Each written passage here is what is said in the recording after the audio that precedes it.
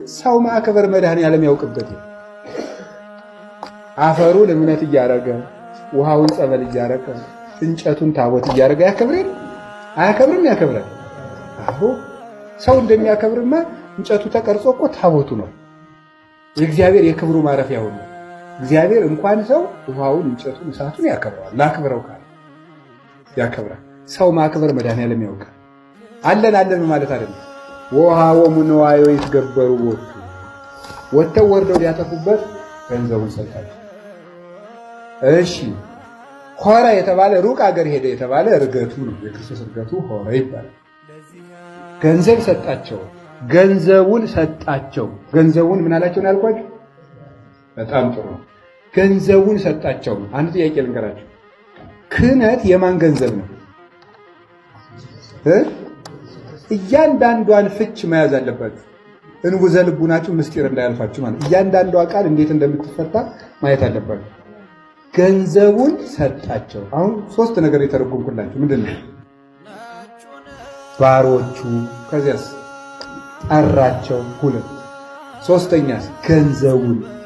ገንዘባቸውን አይልም፣ ምኑን ነው ያለው? ክህነት የማን ገንዘብ ነው? ቤተክርስቲያን የማን ገንዘብ ነው? አሁን ክህነት የእግዚአብሔር ገንዘብ ሆኗል። የማን ሆኗል? የሰውየው ነው። እየተሸጠ ነው ለማለት ፈልጌ ነው። ይሸጣል። የክርስቶስ ነው። የክርስቶስ ስለሆነ በክህነቱ አንድ ሰው መኩራት አይችልም። ድምፀኛ ቀዳሽ ቢሆን መኩራት አይችልም። እኔ ይሄንን አላደርግም ማለት አይችልም። ለምዕመናን ይሄን አላደርግም፣ ለቤተክርስቲያን ይሄን አላታዘዝም፣ ማን ያዘኛል እኔን ማለት አይችልም። ያንተ ነገር የለህም፣ የክርስቶስ ነው። ክህነቱን የሰጠን ሊቀ ካህናት ኢየሱስ ክርስቶስ ሙቶ ነው የሰጠን። ሁላችን በሞቶ የሰጠን ክህነት ስለሆነ ይሄን ክህነት ለማምጣት እኛ ምንም አልሆንም። ክርስቶስ ግን ደም ከፍሎበታል። ስለዚህ ገንዘቡ የክርስቶስ። አሁን እኮ የሚገርመው እንደዚህ ካላችሁ የማይስተካከል ከሆነ ከነገው ጀምሮ ቅዳሴውን አንቀድስም። ክህነቱን የማን አደረገው ማለት ነው? የራሱ አደረገው ቄሱ። አንቀድስም ከዚህ በኋላ ደሞዛችን ካልተስተካከለ እኛ አንገባም። ምዕመናን እስቲ ገብተህ ትቀድስበት እንደሆነም አያለው። ወይ ጥጋ ማለት የራስህ ክህነት ማለት አጎታ ያወረሰ መሰለህ። እንደዚህ የሚለውን ሰውዬ ነው እናንተ ነገር። ክህነት እኮ የክርስቶስ ነው። የክርስቶስ ከሆነ በክርስቶስ ክህነት አይኮራበትም። አንታበይበት። የኛ አይደለም፣ ጥሪታችን አይደለም፣ እናት አባት ያወረሰን አይደለም። የክርስቶስ የክርስቶስ ስለሆነ ክርስቶስ በሰጠን ነገር እንደፈለግ ያዘናል። ንዋዮን 5 መክሊት የሰጠው አለ፣ 2 መክሊት የሰጠው አለ፣ 1 መክሊት የሰጠው አለ። 5 መክሊት የተሰጠው የተባለው የመጀመሪያዎቹ ጳጳሳት ናቸው ብለውናል አባቶቻችን። ባለ 5 መክሊት ናቸው። ስለዚህ አያችሁ ጳጳስ ብዙ ሰው ነው ማለት ነው። እኔ እኮ ጳጳስ አከብራለሁ ስላችሁ እንዲሾሙ ምን የሚሾሙ እንዲያቀርቡ እያለ ጳጳስ 5 ሰው ነው ማለት ነው። የመጀመሪያ ምዕመን ነው አይደል? ምዕመን አይደለም እንዴ? ጳጳሱ ምዕመን አይደሉም ናቸው እንጂ እንደውም እኮ ዲቁና ያስጨመረቻቸው ዋናይቱ መሰረት ምንድን ነው? ምዕመንነት። ጳጳሱ ምዕመን ናቸው። ቀጥሎስ ምንድን ናቸው? ዲያቆን ናቸው አይደለም ነው? ቀጥሎ ምንድን ናቸው? ቄስ ናቸው። ቄስ ናቸው። ከዚያ ቀጥሎ ደግሞ ምንድን ናቸው? ጳጳስ ናቸው። ከዛ ሊቀ ጳጳስ ናቸው። 5 ሊቀ ጳጳሱ 5 ጸጋ ነው። ምንነት፣ ምዕመንነት፣ ዲያቆንነት እና ቅስና፣ ጳጳስ፣ ሊቀ ጳጳስ። እውነት ለመናገር የፈለገ ነገር ባይና በሰማ እኔ ጳጳስ በስብከት ቀርቶ በምንም ለመሳደብ አፌ የማይደፍር እንደዚህ 5 ነገር የተሸከመ ሰው ይፈራል።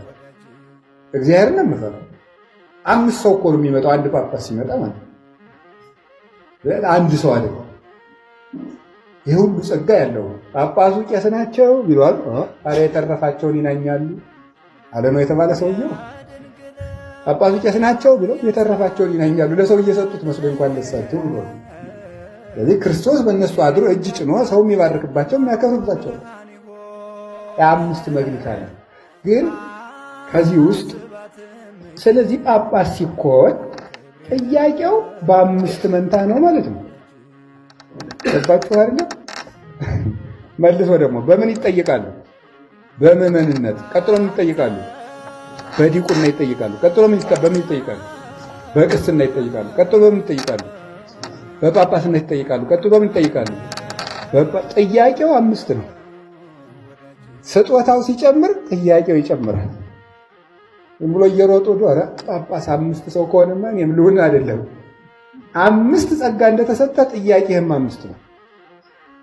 አምስት በአንጻሩሳ ደግሞ ጥምቀተ ክርስትና አላቸው፣ ሰይመ ዲያቆን አላቸው፣ ሰይመ ጳጳስ አላቸው፣ ማስተማርና ማቁረብ አላቸው። ጥምቀተ ክርስትና ምዕመንነት አላቸው፣ ዲያቆን ይሾማሉ፣ ቄስ ይሾማሉ። ሶስት ሆነ አይደል? ከዛ ምን አላቸው? ማስተማርና ማቁረብ አላቸው። ማስተማርና ማቁረብ ገባችሁ አይደለም?